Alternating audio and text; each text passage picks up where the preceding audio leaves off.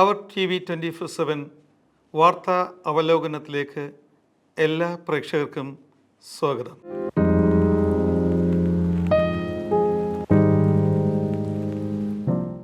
പരിശുദ്ധമായ റമദാൻ ഇന്ന് 22 പൂർത്തീകരിച്ചിരിക്കുകയാണ്. സമാധാനത്തിൻ്റെയും സന്തോഷത്തിൻ്റെയും സഹവർത്തിത്വത്തിൻ്റെയും കാരുണ്യത്തിൻ്റെയും സ്നേഹത്തിൻ്റെയും മാനവികതയുടെയും പ്രതീകമായ പരിശുദ്ധമായ റമദാൻ ഇന്ന് 22 ദിവസം പിന്നിട്ടിരിക്കുകയാണ്. ഈ പരിശുദ്ധമായ റമദാൻ മാനവലോകത്തിന് ഒരു മാർഗദർശനമായി മാറട്ടെ എന്ന് ആശംസിച്ചുകൊണ്ടും ഒരിക്കൽ കൂടി ലോകത്തെ നോൻപെടുക്കുന്ന വ്രതമെടുക്കുന്ന എല്ലാവർക്കും, അതിൽ മുസ്ലിം സമുദായം എന്നില്ല, ഇന്ന് നോയമ്പ് ലോകത്ത് എല്ലാ ജനങ്ങളും എടുത്തുകൊണ്ടിരിക്കുകയാണ്. വ്രതമനുഷ്ഠിക്കുന്ന മുസ്ലിം സഹോദരങ്ങൾക്കും അതുപോലെ തന്നെ മറ്റു ഇതര സമുദായങ്ങളും നോമ്പെടുക്കുന്നുണ്ട്. എല്ലാവർക്കും നോൻപ് ഒരു ദൈവത്തിൻ്റെ കാരുണ്യത്തിൻ്റെ ഒരു മാസമായി മാറട്ടെ എന്ന് ആശംസിക്കുന്നു. വാർത്താ അവലോകനത്തിലേക്ക് പോകുമ്പോൾ ആദ്യമായി തന്നെ സ്പേസിൻ്റെ ചരിത്രത്തിൽ ഒരു നിർണായക മാറ്റം വരുത്തിയ സുനിത വില്യംസിന് അവർ ടി വി 24/7 അഭിനന്ദനങ്ങൾ ആദ്യമായി തന്നെ അർപ്പിക്കുകയാണ്. ഒപ്പം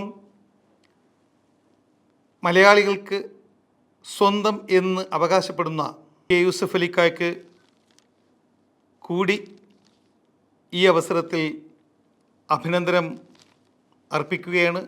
കാരണം ദുബായ് ഗവൺമെൻറ് നടപ്പാക്കിയ ഫാദേഴ്സ് എൻഡോവ്മെൻറ്റിൽ 20 മില്യൺ ദർഹംസ് കോൺട്രിബ്യൂട്ട് ചെയ്തുകൊണ്ട് മലയാളി സമൂഹത്തിനാകമാനം അഭിമാനമായ ഒരു നിമിഷം നൽകിയ ഈ ഒരു അവസരത്തിൽ അവർ ടി വി 24/7 എല്ലാ ആദരവും നൽകി ശ്രീ യൂസഫ് അലിയെ ആദരിക്കുകയാണ്. അദ്ദേഹത്തിൻ്റെ ബിസിനസ് സംരംഭത്തിനും എല്ലാ ഉയർച്ചയും ഉണ്ടാകട്ടെ എന്നുകൂടി ആശംസിക്കുന്നു. അതുപോലെ തന്നെ ഈ പുണ്യമാസത്തിൽ ഏറ്റവും പ്രധാനപ്പെട്ട ഒരു വാർത്ത എന്നത് new charity to help millions globally. UAE കാരുണ്യ പ്രവർത്തനങ്ങൾക്ക് വീണ്ടും ലോകത്തിനൊരു മാതൃകയായി മാറിയിരിക്കുകയാണ്. Mohammed bin Zayed Foundation for Humanity launched on Zayed Humanitarian day.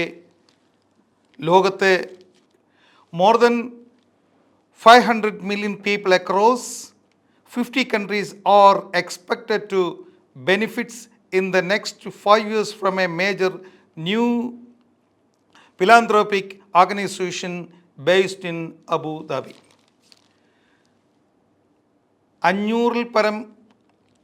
500 million ആളുകൾക്ക് അക്രോസ് 50 കൺട്രീസിൽ ഈ new charity help line extend ചെയ്യാൻ അബുദാബി തീരുമാനിച്ചിട്ടുണ്ട്. തീർച്ചയായിട്ടും അബുദാബിയുടെ ഈ ജീവകാരുണ്യ പ്രവർത്തനങ്ങൾക്ക് എല്ലാവിധ ആശംസകളും ഈ അവസരത്തിൽ ഞങ്ങൾ അർപ്പിക്കുന്നു. പ്രധാനപ്പെട്ട വാർത്തകൾ വിശകലനം ചെയ്യുമ്പോൾ നമ്മൾ എല്ലാ എപ്പിസോഡുകളിലും കണ്ടിന്യൂസ് ആയിട്ട് വാർത്താ അവലോകനത്തിൽ വരുന്ന ഒരു വിഷയമാണ് സ്കാം. ഓൺലൈൻ സ്കാമാണ്. എല്ലാ പത്രങ്ങളും തുടർച്ചയായി ഈ വാർത്ത പ്രസിദ്ധീകരിച്ചു കൊണ്ടിരിക്കുകയാണ്. അപ്പോൾ തന്നെ അതിൻ്റെ പ്രാധാന്യം നമുക്ക് മനസ്സിലാക്കാവുന്നതാണ്. മറ്റേതൊരു വിഷയങ്ങളെക്കാൾ സ്കാം ഇന്ന് ഒരു ചോദ്യചിഹ്നമായി മാറിയിരിക്കുകയാണ്. ഒരു മാസത്തിൽ ഒരു ഫ്രോഡെങ്കിലും ഒരു കസ്റ്റമേഴ്സ്ക്ക് അനുഭവിക്കേണ്ടി വരുന്നു എന്നാണ് സർവേകൾ വ്യക്തമാക്കുന്നത്. അതുകൊണ്ട് തന്നെ ഫിനാൻഷ്യൽ ഫ്രോഡ് ദിനം പ്രതി വർദ്ധിച്ചു കൊണ്ടിരിക്കുന്ന സാഹചര്യത്തിൽ ഓൺലൈൻ പേയ്മെൻറ്റുകൾ സൂക്ഷ്മം വിലയിരുത്തി അത് ഉറപ്പുവരുത്തിയതിന് ശേഷം മാത്രമേ ഓൺലൈൻ പേയ്മെൻറ്റ് ചെയ്യാൻ പാടുള്ളൂ. എല്ലാ ആളുകളും വളരെ ഗൗരവത്തോടു കൂടി ഈ ഒരു സ്കാം മുന്നറിയിപ്പ് എടുക്കണം എന്നാണ് ആമുഖമായി തന്നെ ഞങ്ങൾക്ക് പറയുവാനുള്ളത്. വളരെ പ്രധാനപ്പെട്ട ഒരു സംഗതി എന്നത് പലപ്പോഴും ഓൺലൈൻ പേയ്മെൻറ്റ് ചെയ്യുന്ന സമയത്ത് നമ്മൾ പാരൻസ് അല്ലെങ്കിൽ മുതിർന്നവർ കുട്ടികളെ കൊണ്ട് പലപ്പോഴും നമ്മുടെ ട്രാൻസാക്ഷൻ ഓൺലൈൻ ചെയ്യുന്ന ഒരു പതിവ് പൊതുവെ നമ്മളെല്ലാം തുറന്നുകൊണ്ടിരിക്കുന്ന ഒരു കാര്യമാണ്. നമ്മളെ കുട്ടികളെ കൊണ്ട് നമ്മൾ എത്രയും പെട്ടെന്ന് പേയ്മെൻറ്റുകൾ ചെയ്യുക അല്ലെങ്കിൽ അതിൻ്റെ പ്രോസസ്സ് ചെയ്യുക. പക്ഷെ കുട്ടികൾക്കൊരിക്കലും അറിയില്ലായിരിക്കും ആ ഒരു സ്കാമിനെ കുറിച്ചോ അല്ലെങ്കിൽ ആ സ്കാം വരാനുണ്ടായ ഒരു സാഹചര്യത്തെക്കുറിച്ചോ അതിൻ്റെ ഒരു ഒതൻറ്റിസിറ്റിയെക്കുറിച്ചോ ഒന്നും ഒരുപക്ഷെ കുട്ടികൾക്ക് ഒരുപക്ഷെ അറിവുണ്ടായിരിക്കില്ല. അതുകൊണ്ട് തന്നെ കുട്ടികളെ കൊണ്ട് നമ്മൾ പ്രോസസ്സ് ഒരുപക്ഷെ ചെയ്താൽ പോലും അതിൻ്റെ ഒരു പേയ്മെൻറ്റ് ഷെഡ്യൂളിലേക്ക് എത്തുമ്പോൾ അതിൻ്റെ ഉത്തരവാദിത്തപ്പെട്ടവർ പാരൻസ് ആയിരുന്നാലോ മറ്റുള്ളവരായിരുന്നാലോ ആ ഒരു പേയ്മെൻറ്റ് ലിങ്ക് എത്തുമ്പോഴേക്കും തീർച്ചയായിട്ടും അതിൻ്റെ പ്രോട്ടോക്കോളും ആ ഒരു ലോഗോയുടെ ഒതൻറ്റിസിറ്റി അല്ലെങ്കിൽ അതിന് ഉപയോഗിച്ചിരിക്കുന്ന പ്ലാറ്റ്ഫോം അല്ലെങ്കിൽ പേയ്മെൻറ്റ് ഗേറ്റ്വേ ഇതെല്ലാം ഒന്നുകൂടി ഉറപ്പ് വരുത്തിയതിന് ശേഷം കുട്ടികളെ കൊണ്ട് പേയ്മെൻറ്റ് ചെയ്യാതെ നമ്മൾ തന്നെ ആ പേയ്മെൻറ്റ് ചെയ്ത് ആ പേയ്മെൻറ്റ് സ്കാം അല്ല എന്ന് ഉറപ്പ് വരുത്തുക എന്നതാണ് പ്രാഥമികമായി എല്ലാവരും ചെയ്യേണ്ട ഒരു കാര്യം. കാരണം ഇത് കുട്ടികളെ കൊണ്ട് പേയ്മെൻറ്റ് ചെയ്യുകയും അവസാനം ആ ഒരു പേയ്മെൻറ്റ് സ്കാമായി കഴിയുകയും പിന്നെ നമ്മൾ അതോറിറ്റിക്ക് റിപ്പോർട്ട് ചെയ്യുകയും മറ്റു നൂലാമാലകളിലേക്ക് പോകുന്നതിന് പകരം പേയ്മെൻറ്റുകൾ ചെയ്യുമ്പോൾ അതിൻ്റെ ഉത്തരവാദിത്തപ്പെട്ട പാരൻസ് ആയിക്കോട്ടെ മറ്റുള്ളവരായിക്കോട്ടെ ആരായിരുന്നാലും ഒരിക്കലും കുട്ടികളെ കൊണ്ട് നമ്മുടെ ഓൺലൈൻ പേയ്മെൻറ്റുകൾ ചെയ്യാതിരിക്കാൻ പ്രത്യേകം ശ്രദ്ധിക്കുക. അതുപോലെ തന്നെ മറ്റൊരു സ്കാമിനെ കുറിച്ചും ഇന്ന് ന്യൂസ് പേപ്പർ റിപ്പോർട്ട് ചെയ്തിട്ടുണ്ട്. Be aware scammers are trying to take control of your devices. ഇപ്പം നമ്മളൊരു ATM കാർഡ് കൊണ്ട് ഒരു ATM മെഷീനിലിടുകയോ അല്ലെങ്കിൽ നമ്മളൊരു വിസ കാർഡ് ഉപയോഗിച്ചുകൊണ്ട് ഒരു ട്രാൻസാക്ഷൻ ചെയ്യുമ്പോഴോ പലപ്പോഴും ഹാക്കിംഗ് ചെയ്യുന്ന എക്സ്പെർട്സുകൾ അവരൊരു പ്രത്യേക ഡിവൈസിലൂടെ നമ്മുടെ ഈ ATMൻ്റെ എല്ലാ ഇൻഫർമേഷനും ടാപ്പ് ചെയ്തുകൊണ്ട് നമ്മുടെ പാസ്വേഡും നമ്മുടെ മറ്റെല്ലാ ട്രാൻസാക്ഷനുകളും ടാപ്പ് ചെയ്തുകൊണ്ട് നമ്മുടെ അക്കൗണ്ട്സുകൾ ഹാക്ക് ചെയ്യാനുള്ള സാധ്യത വളരെ കൂടുതലാണ്. അതുകൊണ്ട് തന്നെ നമ്മൾ മെഷീനിൽ ഒക്കെ നമ്മളൊരു ATM ട്രാൻസാക്ഷനൊക്കെ ചെയ്യുമ്പോഴും ഉറപ്പ് വരുത്തുക നമ്മുടെ ആ ATM മെഷീന് നമ്മൾ ഉപയോഗിക്കുന്ന ATM മെഷീൻ സെക്യൂറാണ്, മറ്റൊരു ഡിവൈസും നമ്മുടെ ഡിവൈസിനെ ഫോളോ ചെയ്യുന്നില്ല എന്നുകൂടി ഉറപ്പ് വരുത്തുന്നത് എപ്പോഴും നല്ലതായിരിക്കും. ഇതിനെക്കുറിച്ചും പത്രം വളരെ ഇമ്പോർട്ടൻ്റ് ആയിട്ടുള്ള ഒരു ന്യൂസ് കവറേജ് കൊടുത്തിട്ടുണ്ട്. എല്ലാവരും ഇത്തരം കാര്യങ്ങൾ സ്കാമിൽ പെടാതിരിക്കാൻ പ്രത്യേകം ശ്രദ്ധിക്കുക. ഒരു അല്പം അശ്രദ്ധ ഒരുപക്ഷെ നമുക്ക് നഷ്ടമാകുന്നത് ലക്ഷങ്ങളാവാം. അതിലുപരി അത് സംബന്ധിക്കുന്നതായ മറ്റു നൂലാമാലകൾ വളരെ കൂടുതലാണ്. അതിൽ നിന്നെല്ലാം മാറി നിൽക്കാൻ സ്കാമിൽ പെടാതിരിക്കുവാൻ ഓൺലൈൻ പേയ്മെൻറ്റുകൾ ചെയ്യുമ്പോൾ വളരെ ശ്രദ്ധയോടുകൂടി പേയ്മെൻറ്റ് ചെയ്യുക. അതുപോലെ തന്നെ ATM ഉപയോഗിച്ചുകൊണ്ട് നമ്മുടെ ATM കാർഡ് ഉപയോഗിച്ചുകൊണ്ട് ATM ട്രാൻസാക്ഷൻ ചെയ്യുമ്പോൾ മറ്റു ഡിവൈസുകൾ അവിടെ ഘടിപ്പിച്ചിട്ടില്ല എന്ന് നമ്മൾ ഉറപ്പുവരുത്തുക. എപ്പോഴും നമ്മുടെ നമ്മുടെ ഒരു ട്രാൻസാക്ഷൻ കഴിഞ്ഞ ശേഷം അതൊരു റെസിപ്റ്റ് നമ്മൾ പലപ്പോഴും ഇഗ്നോർ ചെയ്യാറുണ്ട്. തീർച്ചയായിട്ടും അങ്ങനെ ആരെങ്കിലും റെസിപ്റ്റ് എടുക്കുന്നുണ്ടെങ്കിൽ ആ റെസിപ്റ്റ് കംപ്ലീറ്റ്ലി ഡിസ്ട്രോയ് ചെയ്തതിന് ശേഷം മാത്രമേ നിങ്ങൾ ATM കൗണ്ടറിൽ നിന്ന് പിൻവാങ്ങാവൂ. അതുകൊണ്ട് തന്നെ സ്കാം എന്നത് ഒരു വലിയ ഒരു പ്രശ്നം തന്നെയാണ് ആഗോളതലത്തിൽ. ആരും ഇത്തരം ഒരു കെണിയിൽ പെടാതിരിക്കാൻ എല്ലാവരും വളരെയധികം ശ്രദ്ധിക്കുക. വളരെ പ്രധാനപ്പെട്ട ഒരു വാർത്ത, എല്ലാവരും വളരെ ശ്രദ്ധയോടുകൂടി അറിഞ്ഞിരിക്കേണ്ട ഒരു വാർത്തയാണ്. Be responsible online social media users told എന്നാണ് വാർത്തയുടെ ടൈറ്റിൽ. ഈ വാർത്ത പറയുന്നത് posting content abusing national symbols or public figures is prohibited.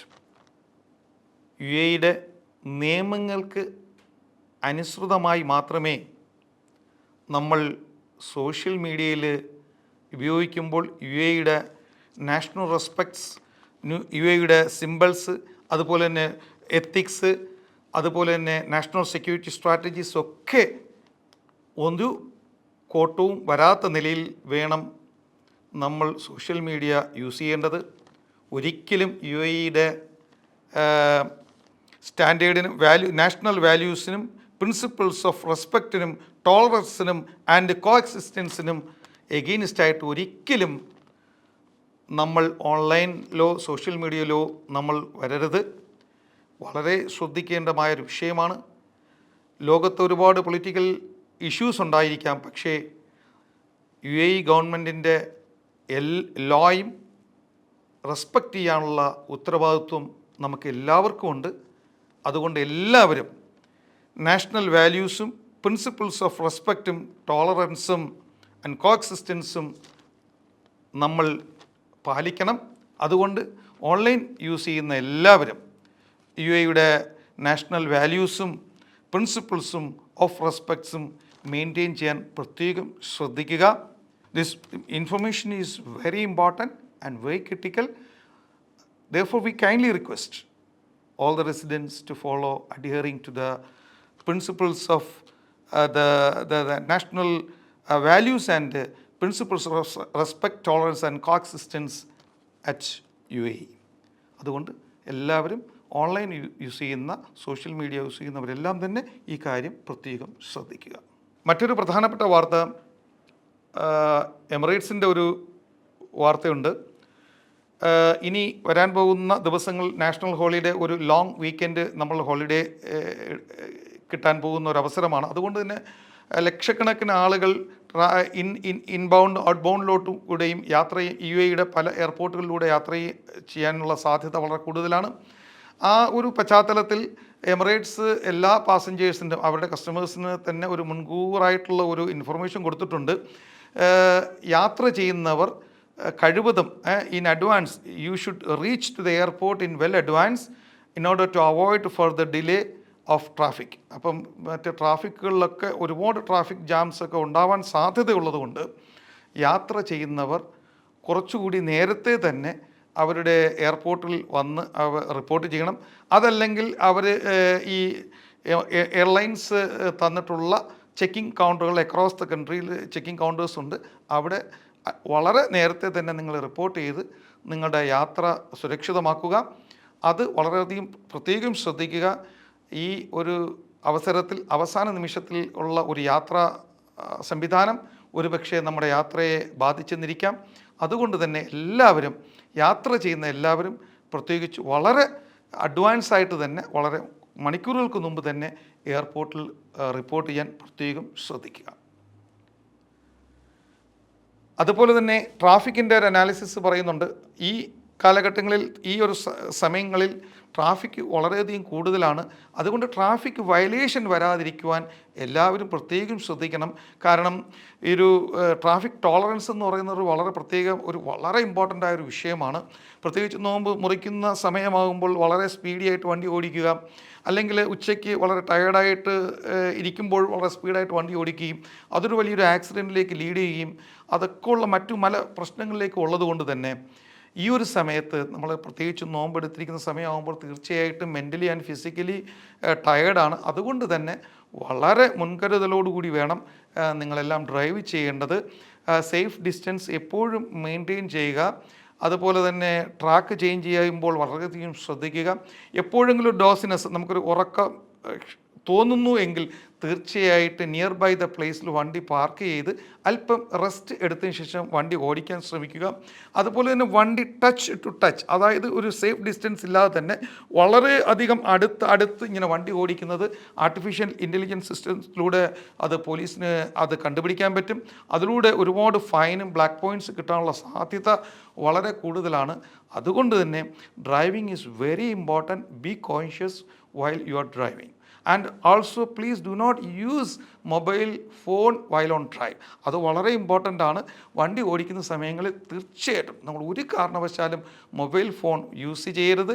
അതുപോലെ തന്നെ കഴിവതും നമ്മൾ മാപ്പ് ഉപയോഗിച്ചുകൊണ്ട് വണ്ടി ഓടിക്കുകയാണെങ്കിൽ തീർച്ചയായിട്ടും നമുക്ക് വളരെ സേഫായിട്ട് വണ്ടി ഓടിക്കാൻ പറ്റും. അതിലുപരി നമുക്ക് ഒരു ട്രാഫിക് ഇല്ലാത്ത റൂട്ടുകൾ സെലക്ട് ചെയ്തുകൊണ്ട് തന്നെ നമ്മുടെ ഒരു ഡെസ്റ്റിനേഷനിൽ ആ കറക്റ്റ് സമയത്ത് തന്നെ എത്താനും കഴിയും.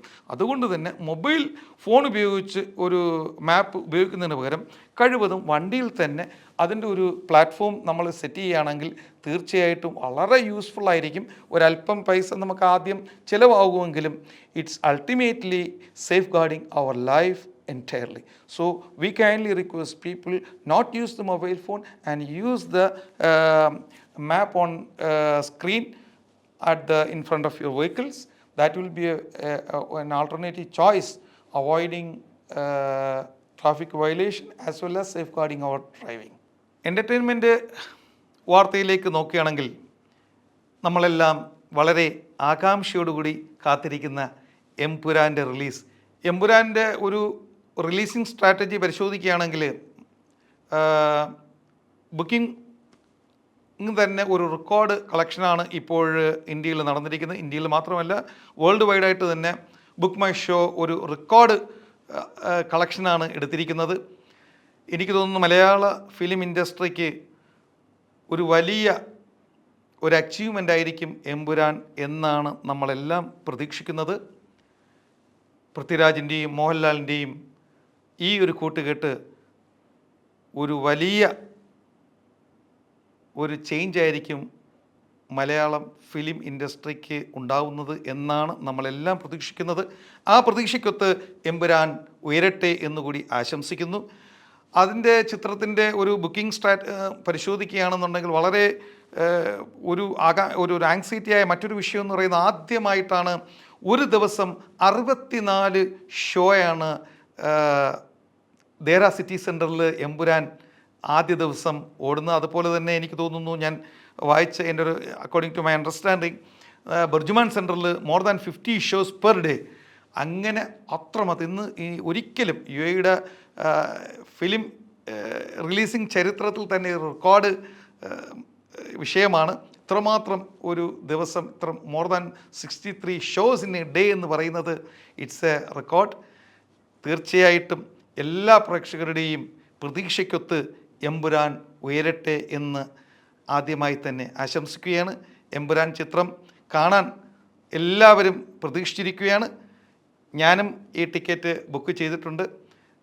തീർച്ചയായിട്ടും നമുക്ക് ഈ ചിത്രം കണ്ടതിന് ശേഷം നമുക്ക് മറ്റു കാര്യങ്ങൾ വിലയിരുത്താം.